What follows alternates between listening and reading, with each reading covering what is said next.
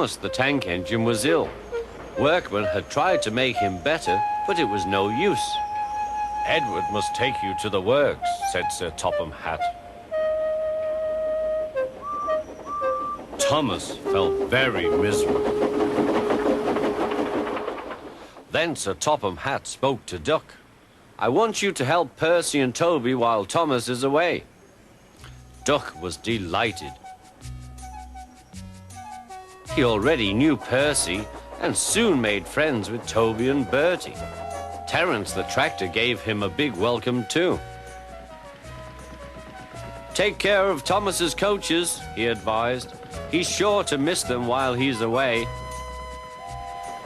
Duck was very gentle with the coaches. Annie and Clarabel were impressed. Such nice manners, they told each other. It really is a pleasure to go out with him.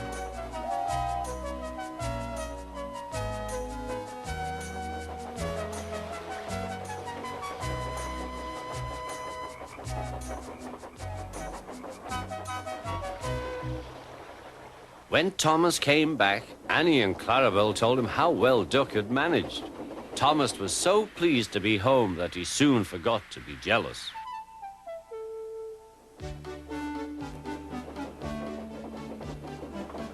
The works had left Thomas's handbrake very stiff. It made his brakes seem as if they were hard on, when in fact they were not.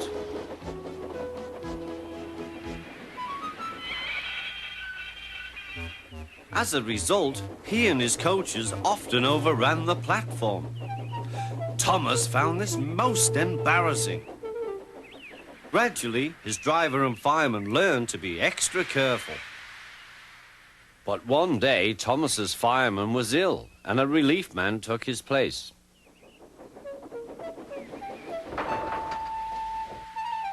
The fireman had fastened the coupling and joined the driver and station master on the platform to wait for Henry's passengers.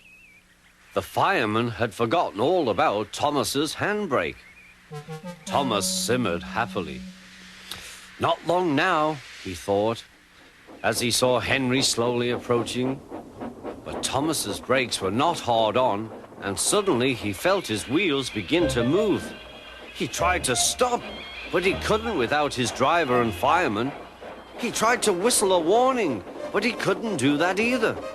The conductor, driver, fireman, and passengers were all stranded on the platform. "Stop! Stop!" shrieked Annie and Clarabel. But Thomas, with plenty of steam, kept on going. The alarm went out down the line. "Stop the runaway!" There, ready for action, was Harold the helicopter. The inspector had made a plan, and together they took off into the sky.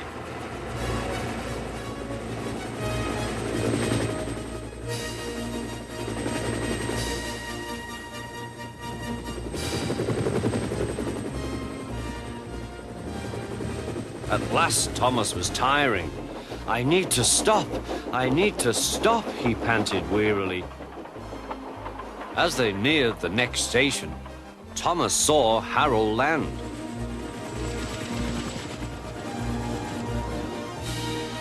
They entered the platform slowly enough for the inspector to act. Judging his moment, the inspector scrambled into the cab and screwed the brake hard on. At last, Thomas stopped. Both he and the inspector were very relieved. Then they thanked Harold. "Think nothing of it." "Well, Harold, glad to be of service any time." "Phew," remarked the inspector. "We must never let this happen again, Thomas." Wearily, Thomas agreed with him.